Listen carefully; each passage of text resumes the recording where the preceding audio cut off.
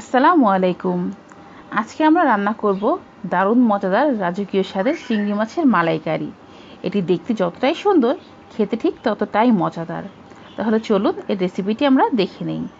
এজন্য প্রথমেই আমরা একটি বাটিতে 250 গ্রাম খোসা ছাড়ানো চিংড়ি মাছ নিয়ে নিব। এখানে দিয়ে দিব 1 চা চামচ লবণ আর 1 চা চামচ হলুদের গুঁড়ো। এখন এটা আমরা খুব ভালোভাবে চিংড়ি মাছের সাথে মিশিয়ে নিব। এবারটা আধা ঘন্টার জন্য আমরা ম্যারিনেট করে রেখে দিব।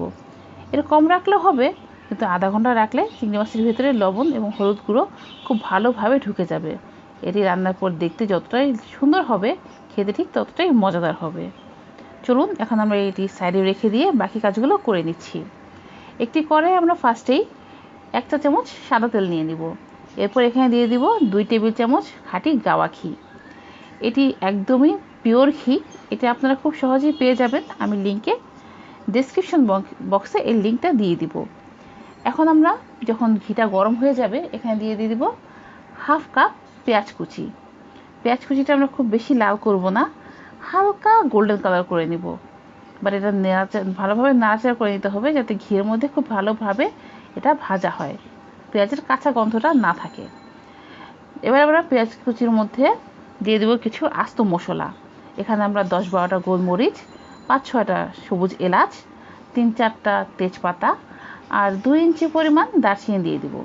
এখন এগুলো আমরা একটু হালকা করে ভেজে নিব, যাতে মশলার গ্রান ফ্লেভার পেঁয়াজ এবং তেলের সাথে খুব ভালোভাবে মিশে যায়। এখন মশলা যখন হালকা ভাজা হয়ে যাবে, তখন আমরা এর মধ্যে দিয়ে দিব 4টা কাঁচামরিচ। এখানে আমি একটু বেশি কাঁচামরিচ ব্যবহার করেছি, কারণ আমরা ঝাল পছন্দ করি। আপনারা ইচ্ছে করলে আরেকটু কম দিতে পারেন, বা মরিচটা আপনারা বাদও দিতে পারেন। এখন আমরা এখানে দিয়ে দিব 3 চা চামচ পেঁয়াজ বাটা। এটা আমাদের তরকারির গ্রেভিটা ঘন হতে সাহায্য করবে। এটা আমরা হালকা একটু ভেজে নিব, যতক্ষণ না পেঁয়াজের কাঁচা গন্ধটা চলে যায়।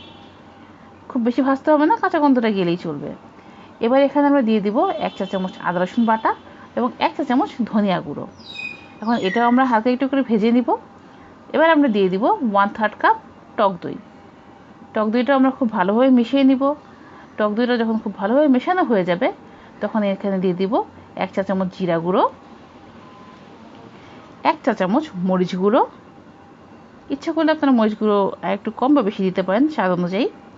আর দিয়ে দিব 1/2 চামচ হলুদের গুঁড়ো। হলুদের গুঁড়ো একটু কম দিয়েছি, কারণ চিংড়ি মাছে আমাদের হলুদের গুঁড়ো দেওয়া আছে। এবার আমরা মশলাটাকে খুব ভালোভাবে কষিয়ে নিব। যখন মশলাটা তেল ছেড়ে দিবে, তখন আমরা এখানে দিয়ে দিব 1 কাপ নারিকেলের দুধ। এবার নারিকেলের দুধ দিয়ে মশলাটাকে খুব ভালোভাবে কষিয়ে নিতে হবে। আমরা রান্নাটা মিডিয়াম আঁচে করব, খুব বেশি কমেও না, আবার খুব বেশি বাড়িয়েও না। এখন আমরা এখানে আমাদের আগের থেকে ম্যারিনেট করে রাখা চিংড়ি মাছগুলো দিয়ে দিব। চিংড়ি মাছগুলো দেওয়ার পর ঝোলের সাথে খুব ভালোভাবে মিশিয়ে দিতে হবে। এর ফলে ঝোলের মশলাগুলো চিংড়ি মাছের গায়ে খুব ভালোভাবে লেগে যাবে। এতে টেস্ট আরও অনেক গুণে বেড়ে যাবে এবং সবগুলো চিংড়ি মাছই একই রকম টেস্ট পাবেন। আর ভালোভাবে মিশিয়ে না দিলে এক একটা চিংড়ি মাছ থেকে একরকম লাগতে পারে, যেটা খেতে খুব একটা ভালো লাগবে না। এখন আমরা এখানে আরও 1.5 কাপ নারকেলের দুধ দিয়ে দেব। প্রথমে আমরা 1 কাপ দিয়েছি, পরে আমরা আরও আধা কাপ দিয়েছি। আপনারা যদি ঝোলটা একটু বেশি খেতে চান, তাহলে আপনারা একটু বেশি বাড়িয়ে দিতে পারেন। আমি একটু ঝোল কম রাখবো, তাই এখানে 1.5 কাপ নারকেলের দুধ ব্যবহার করেছি। এবার আমরা এটাকে ঢাকনা দিয়ে 5 মিনিট রান্না করব। 5 মিনিট রান্না করার পর যখন তেলটা উপরে ভেসে উঠবে, তখন এখানে আমরা 1 চামচ গরম মশলার গুঁড়ো দিয়ে দিব। এটি তরকারির মধ্যে একটা আলাদা ফ্লেভার অ্যাড করবে, যেটা শুরুতে দিলে অতটা ভালো লাগতো না, সেজন্য আমরা শেষে দিয়েছি। এখন এটাকে ভালোভাবে মিশিয়ে আমরা আবার ঢাকনা দিয়ে রেখে দিব 10 মিনিট। এবার আমরা ফ্লেমটা হাই ফ্লেমে রাখবো, যাতে আমাদের গ্রেভিটা খুব ঘন হয়ে যায়। ফিরে আসছি 10 মিনিট পরে। এখন আমরা এখানে আবার একটু ঘি দিয়ে দিব। এখানে আমরা 1 টেবিল চামচ ঘি ব্যবহার করেছি। এই বারবার একটু বেশি পরিমাণে ঘি ব্যবহারের কারণেই এই তরকারিটার মধ্যে একটা রাজকীয় ফ্লেভার পাবেন। এবার আমরা তরকারিটাকে ঢাকনা দিয়ে ঢেকে আরও 10 মিনিটের মতো রান্না করব, এবং ফ্লেমটা থাকবে হাই ফ্লেম। 10 মিনিট পরে দেখুন আমাদের রান্না রেডি।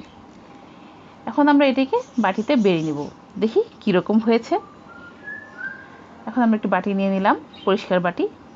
এখন দেখে আমরা তরকারিটা ঢেলে নিচ্ছি। এই চিংড়ি মাছের মালাইকারিটা আপনি যাকে একবার রান্না করে খাওয়াবেন, সে বারবার আপনার কাছে খেতে চাইবে, আর রেসিপি তো অবশ্যই জিজ্ঞেস করবে। তো বাসায় কেউ আসলে সে দূরের আত্মীয় হোক কিংবা খুবই কাছের, এই রেসিপিটি অবশ্যই রান্না করে খাওয়াবেন। দেখবেন তারা সব জায়গায় আপনার প্রশংসা করবে। দেখতে যতটাই সুন্দর, খেতে ঠিক ততটাই মজাদার। চিংড়ি মাছের রাজকীয় স্বাদের মালাইকারি।